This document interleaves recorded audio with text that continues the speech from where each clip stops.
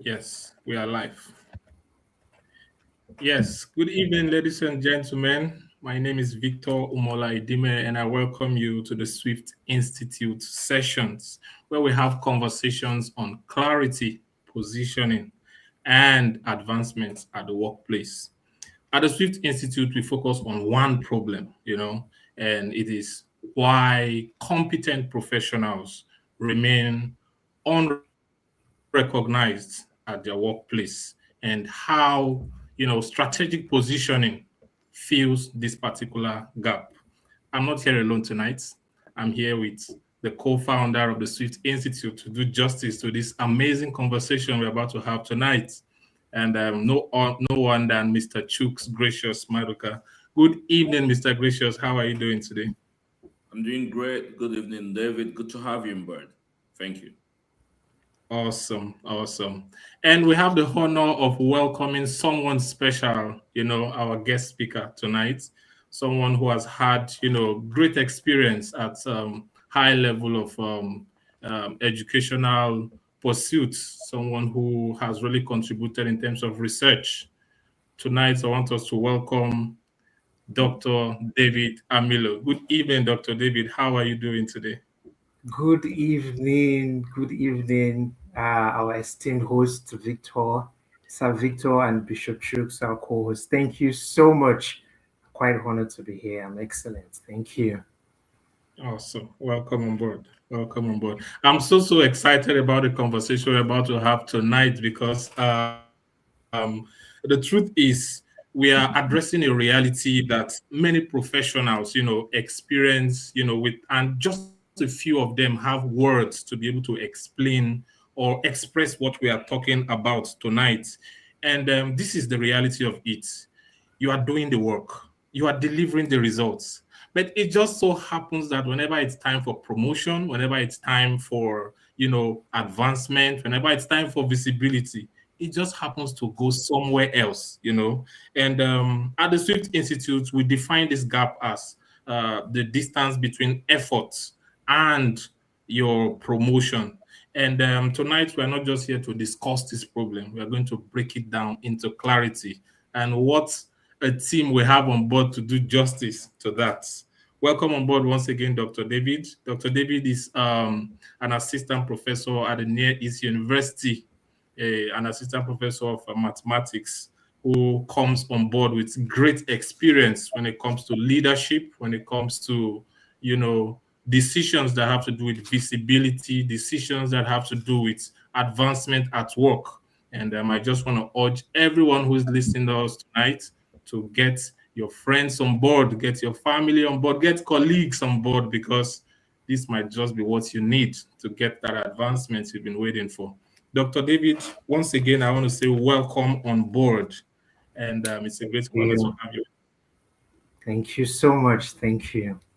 Awesome. I think it's good for us to start on these notes.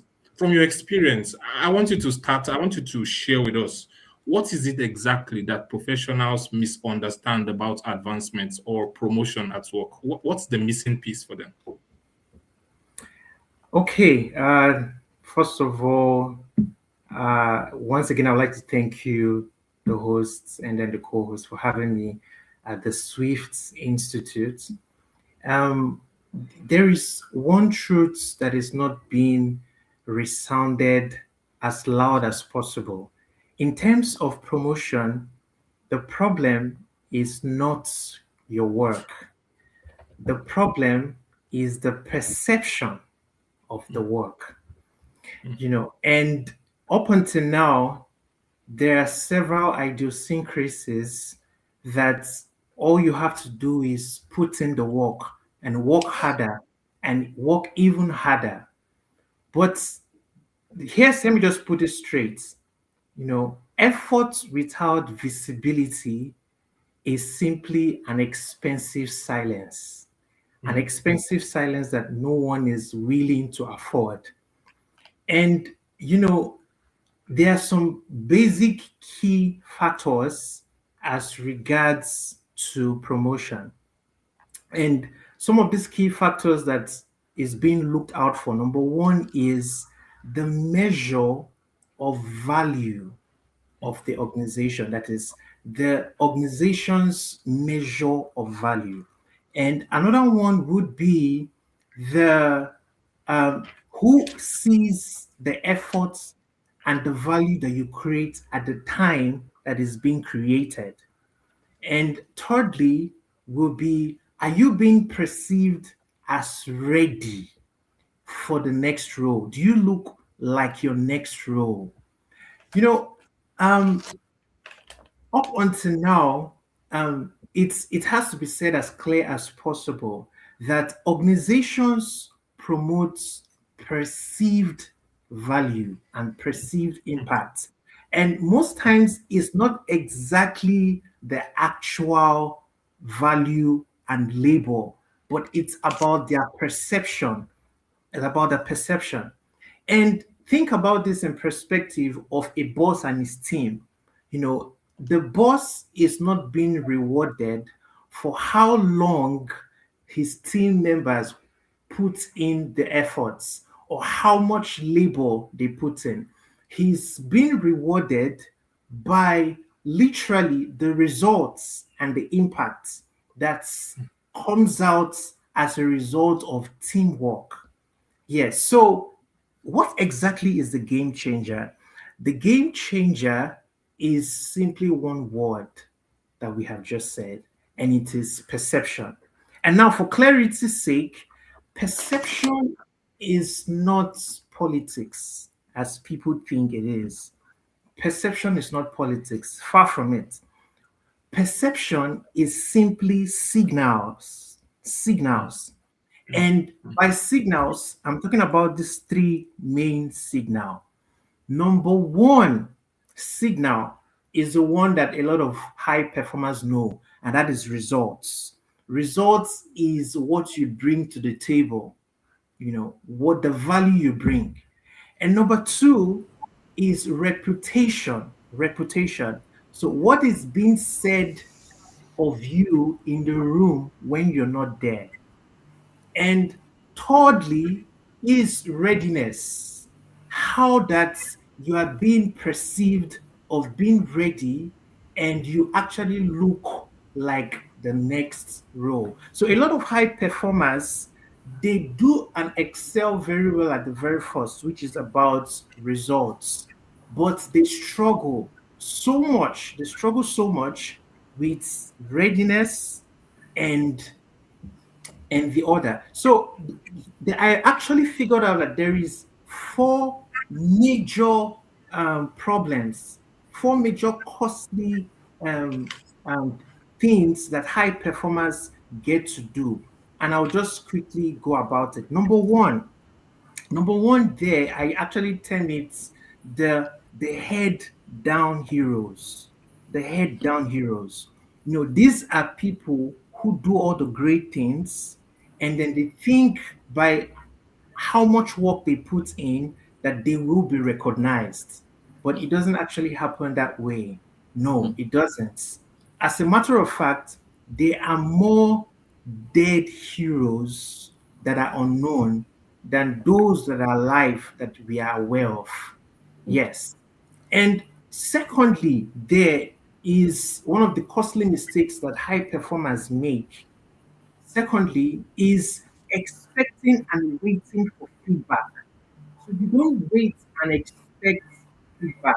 You create opportunities such that the leadership are constantly in tune with your words, and the feedbacks are being created because hope on its own is not a strategy. So you don't work on hope. And if you wait for annual reviews, it's going to be completely too late. Now, another costly mistake that high performers make is silent humility. Silent humility. So they say to themselves that, oh, I'm just going to do my work and I don't have to show off. There's no need to brag. And at the end of it, hopefully I'm going to get recognition. But it doesn't happen that way. as a matter of fact, humility without visibility is simply career suicide. Let me say that again. Humility Uh, without visibility is career suicide. So real humility in the workplace is you ability to network with others, to share and to show genuine concern about others. Because literally people don't care about what you know until they know that you care. So that's how it works. And then the final costly mistake that high performers make is prioritizing mentors over sponsors. This is a very thin line that a lot of people are yet to differentiate. You know, we heard in the world that mentors, fathers, create feathers, and all of those quotes. This is really good, actually. Mentors will show you the way, they give you the directions, they give you the strategies. On the other hand, sponsors are the ones who put their reputation on the line. So they are with you in the battlefield. They are literally right there with you. So you need to prioritize sponsors over mentors. So, I'm a professor of mathematics, an assistant professor actually. So I would like to give the framework, the mathematical framework for promotion. Now, the mathematical promotion equation is simply 40% performance plus 40% perception plus 20% positioning. So a high performer gets promoted when his work ceases from being secrets and moves from being secrets to the testimonies in the mouths of the leadership. I love the Bible scripture because there's a lot of scriptures in the Bible. It says, let your light so shine before men. So it's a spiritual principle. You need to become visible. They need to see your lights. They literally need to see what you do. And it's about optimality because, like I said, a lot of people think it's about working hard and keep working hard. And as they say double your work, double your hustle, as they put it. But that is not always the case. It's about balance. And think about in medical professional, he who decides to administer dosage to a patient, and he finally decides that okay, you're going to have to take 5 milligram of these drugs, and the patient decides to take 3 times as much of the dosage in quest of having a speedy recovery. What happens is that the patient overwhelms his immune system. So it's not about doubling your effort, doubling your hard work. No, it's about optimality. Optimality there is about the required measurements, the required value. So when you have that balance, the high performer would literally close the gap between where he is now and where he wants to be. I think I've actually said a lot, actually. So let me just hand it over to you. Yes, yes. Thank you so much, Dr. David. That was so much inspiration in all the nuggets you're giving us. And I'm glad that we have a whole lot of people connected to this tonight. So you are actually inspiring the global audience on this. And we're so inspired. And we can thank you enough for being on this platform tonight. And I sincerely hope that some of our guests would put in practice every strategy that's coming from you. So we really appreciate it, sir. And going to the diagnostic aspect of why people are not visible, I want to ask you, sir,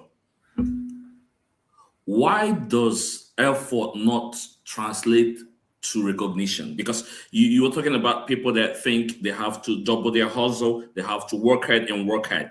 But there are people who will tell you tonight or wherever they're connected from based on their time, region of the time, they'll tell you, Dr. David, yeah, we're putting on this effort.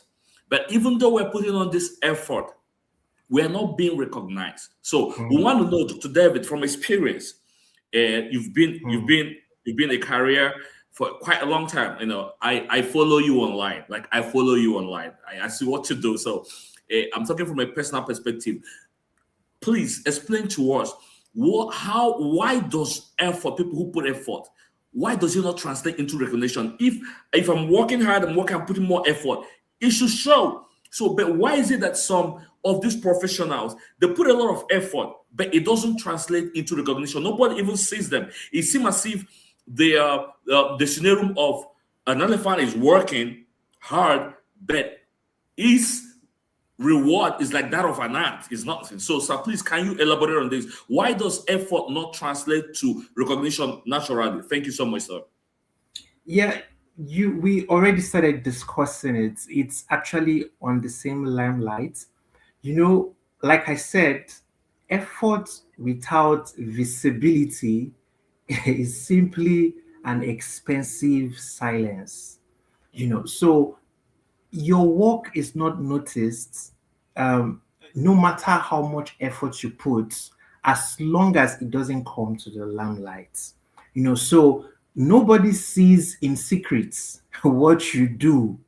So you can be right there in the team, you can put in long hours, you can put in all the efforts, but as long as the right people do not see what you do at the right time, do not see the right things that you do, it remains a secret and it remains silent. So there is no way it can progress into the avenue of receiving the rewards that it should attract. You know, so the like I said earlier, the game changer is having them have a complete new perception about your work, clear perception about your work, and not about putting so much effort. So you can maintain optimality, that is just the required, that is necessary, but having the right eyes to see what you're doing at the right time. And then you reposition your value, you reposition your results in a way that it cuts across the vision of the organization. So you are right there, you know, wherever they're headed onto, your added value is actually in sync with the vision of the organization. So they literally have to see what you do. The moment your efforts moves from being a secret to becoming very obvious in the eyes of the leadership, and it becomes a story in their mouths, then that's the game changer. That's literally all that you need. Thank you so much, Doc. In line with that, before you conclude that, I just want to throw a brief question so that you can tie up this together. I'm an IT specialist, okay? And in IT world, you know that already too, because I know you're a researcher. There's something that we call keywords. Keywords are what AI or algorithms uses to, if you type something on Google, you're looking for something, they check the keywords and they can people watching it. So now, sir, the question is, what signals do leaders look for? Because in IT, like I told you, there are keywords that these search engines or AI look for them to get you the feedback you're requesting for. You're telling us that we need to be visible so that our boss or directors or those who promote can see us and then get us promoted or get us to the level one. But I think they don't just generalize the search. There might be some things like, yeah, that's what I think from my own perspective as an IT professional. Yes. So, sir, please, can you elaborate on this? What signals do leaders look for so that our audience that are listening to us or looking at us, they will be like, okay, they need to apply this and this and this and this to their career so that they can be picked. Thank you, sir. You know, there are major just three major signals that any professional need. Just major three signal. The number one signal that every professional need is, first of all, results. So they should be able to bring value to the table. This is the regular hard work. Of course, they should be hardworking. So they should be able to convert the hard work and high performance to results. Because at the end of the day, people want to see the output. They don't have an idea of what goes behind the scene, but what they see is all they know, and that's what they judge from. So, number one signal is that they should have good results. And number two signal is reputation, because there are a lot of people who have not met you, but they perceive you as high valued based on what was said in the room when you are not there, or when they looked out or they look up your story, they search you on the internet, they look out for your profiles, they check your works, you have some track records, integrity, but all of it falls down in reputation. So when you have results, number one signal, number two, you have reputation, then finally you should appear ready. You should be perceived as ready. You should look as though you are ready for the next role. In fact, you should look like the next role. There's saying, they say, fake it until you make it. It's actually real. So you actually, let's assume you're vying for maybe a managerial post, you begin to show leadership activities as though you're already a manager, leadership qualities as though you're already, so you actually become before you become. So that's the principle. Is the principle right there. So with these three signals, it's so easy with the results, with the reputation, and then with readiness. Their perceived value, readiness of you. That would be the game changer. Yes. Well, that's powerful. Thank you. Victor, over to you. Doc, thank you so much. It's been really mind-blowing session already. And I want to bring you back to that mathematical framework. That was fast, I want to say. And just that framework of 40% results, 40% perception, and 20% positioning.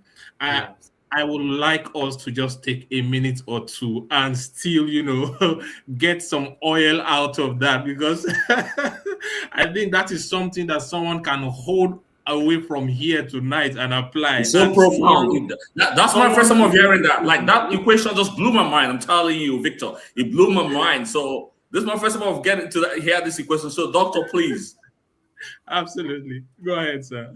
Yes, thank you so much. You actually said it. 40, you need that 40% results, you need the 40% perception, the 20% position. So by results, they see your high performance, they see what you bring to the table. By results, they see what you bring to the table. By perception, they actually see clearly the value that comes with your results. So it becomes clear for all of them to see. And then by positioning, you are actually integrating your results directly with the future and the vision of the company. Because it's not enough to produce good results. Is it in the direction the organization is interested in? For example, these are the times of artificial intelligence, AI. So almost the moment it started trending, almost every organization wanted to head on, get on it, and all of that. So think about the programmers who already had developed their skill as regards to AI. So whatever company that they are that are actually interested or seeing AI as the future, automatically the organization looks at them and perceive them as more highly valued as compared to those who are not skilled in AI. So it's as simple as that, but it actually diverse, and it depends on the organization as well. But the formula and the equation still holds. It still holds. Thank you so much. Victor, over to you. Your mic is off. Your mic is muted, Victor. Your mic is muted. Okay, thank you. Thank you so much for that valuable contribution. I want to talk more about the aspect of 20% positioning, because this under-leveled high performance we are talking about, they can be so head down doing what they are doing, and sometimes it's not in alignment with the goals of With the vision. organization.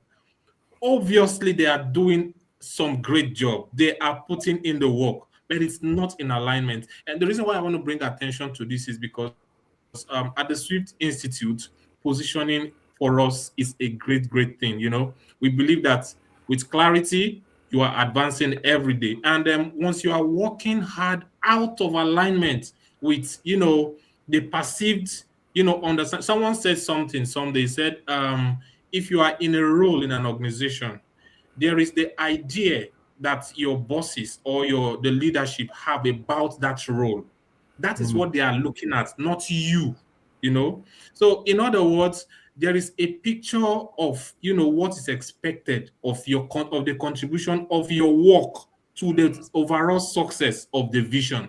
So I would like us to still talk more about this positioning, because there are a lot of people who are walking out of line and they just don't know why. They are sweating, but they just don't know why. So just that positioning, I just want to talk about this. What is it that people are doing differently, that is getting them out of alignment, with the values or goals of the organization? What are high performers doing in this line, and how can they get it right now? Victor, that's a nice question. Doc, I want to reframe that question somehow, because there was somebody that asked me this question like that should be 2 days ago. I want to put it this way. What invisible mistakes keep people stuck? Because we're talking about visibility, and you've told us the 20%, how to be visible. But these guys are making some mistakes, and those mistakes are invisible. Like they don't even know, they're blinded because of what Victor said. Their eyes are just focused on that stuff they are doing, and they're blinded to things they're supposed to do. So, Doc, in your wide experience, what invisible mistakes keeps these high performers stuck from being visible? There are actually a couple of them, as we have already noted one of them, which is running very fast in the wrong direction. When you know where the organization is headed, clarity of your work is very easy. And beyond the organization, you need to have a global understanding of the shifts and the economies. Because when you have clarity in what is happening in the global world, you'll be 2 times ahead of even your organization. For example, I'll give you a clear example. My area in mathematics is actually mathematical modeling. So for a very long time, mathematical modeling was thriving on classical methods. And as time went on, it was gradually improved into a generalized method, which we call the fractional order dynamics. But as times progressed, I began to study the world, the economies, the civilization, and I saw the very importance of AI. And I saw this as far as 2020, because actually my thesis all the while was actually integrating neural network with fractional order models. So I saw this as an opportunity long ago, because I saw where the world was headed, and I now began to study. I studied so much so that I was able to develop a hybrid model that integrates both fractional order dynamics with artificial intelligence. And at the time I started it, there were not a lot of research around it at the time. And by the time I'm talking with you right now, I have actually gone so deep, so much so that when I had to search on DeepSeek and some AI, the millennial fathers of fractional order dynamics with artificial intelligence in healthcare, my name popped up. My name actually popped up. And Oh, whoa. yes, I did the study. I searched it on ChatGPT, I searched it on Grok, and then I wasn't surprised at the time. Not very long actually. One of the professors came from Saudi Arabia, and then he gave a seminar. He was talking about the future perspective of integrating intelligent hybrid models with fractional order dynamics. And when he was saying that, I was like, I am already in the future. That future was my past. I started already. And he talked about, Hmm. what's where we Hmm. are heading on to, where the research is already ongoing, but I was already way ahead. And so literally, high performers, they need to go beyond their organization. They need to look at the big picture. They need to know where the world is headed onto. They need to know in general. In fact, they need to be able to predict the future. As Trump would say, one of the major signs of intelligence is the ability to predict the future.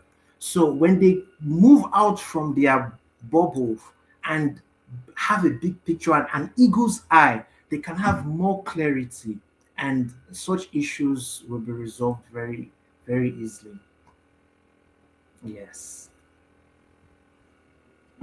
Awesome. Thank you so much, Doc, for that particular one. I think that's that's a no-brainer, of value to give, being ahead of the game and keeping your eye on the trends, global Absolutely. trends. That's really powerful. Sir, please, as we begin to round up already, I want to ask, tomorrow somebody's going to work, or just tonight somebody can be on his bed, wanting to relax and getting everything we are doing together into his mind. I want to ask, what should somebody do immediately who is listening to this conversation and wants to start converting, his hard work to advancement? What should that person do starting from this moment? And That's before yes. Dr. David, I want you to tie it up with this question: what do the person need to stop doing? Too. Something. So, Doc, I want you to sum it what we need to do, start doing immediately, and what we need to stop doing immediately. First Thank you, of sir. all, thank you so much, sir. Thank you so much, sir. First of all, it's the first step to take is to take action, because knowledge not being used is no difference as ignorance. When you know something and you don't put it to work, there is no difference between you and one who is ignorant. So the first step is to take action. And taking action, you want to become visible.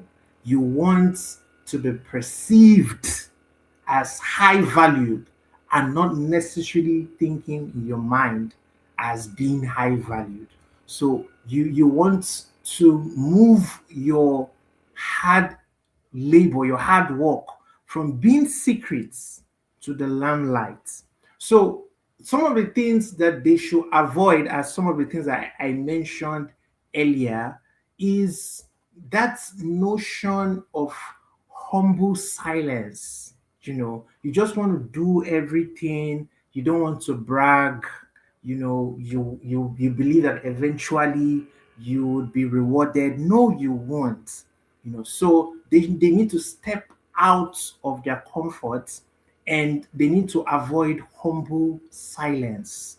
Like I said earlier, humility without visibility is career suicide. So as much as possible, because visibility is not necessarily being everywhere. No, visibility is not really being everywhere. It's being at the right place at the right time, having the right people, seeing the right things. So it's well optimized, well orchestrated. So there are actually a couple of things that they need to avoid as well, and they need to stop being head down heroes. They need to keep their head up, not being head down heroes, because a lot of heroes have passed on and we did not realize that they are actually heroes. So they need to step out, they need to show themselves, they need to put out their work, and it keeps going. The list actually goes on and on and on and on and on. And so, of course, I think you can also add to that several things that they shouldn't do, and the things that they should avoid.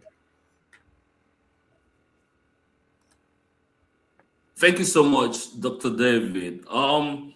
If you permit me, Victor, I don't have anything to add. Like, Dr. David is so amazing. Like, I'm going to say it here. If you're on this platform tonight, know that we're going to have Dr. David over and over. Like, this is just a tip of the iceberg of what Dr. David has in stock for us. So we might even have a series with Dr. David. So if you're here tonight, you are so opportune to have a first-time experience with Dr. David, and you can as well affirm that Dr. David is a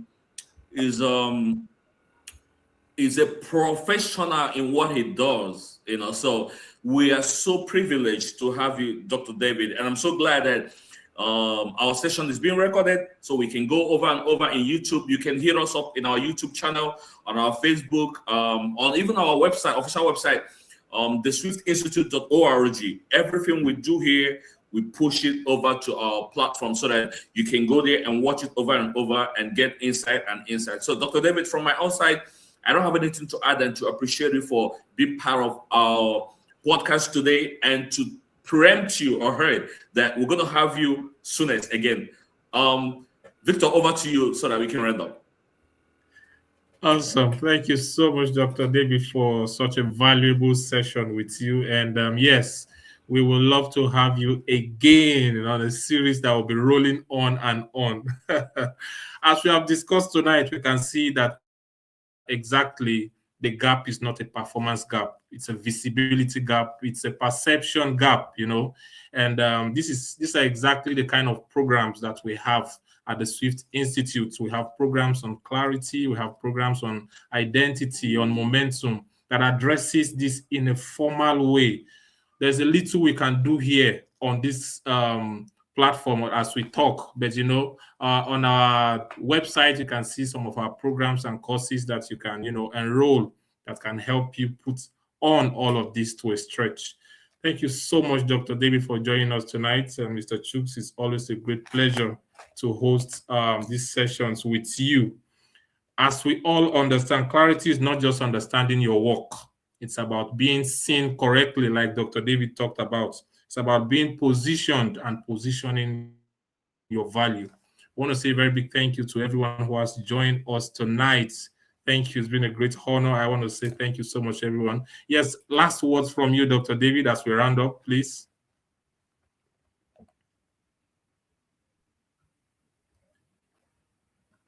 Oh, okay, my mic was off. So, last words I must say, sometimes genuinely you might do everything you think you are doing it right.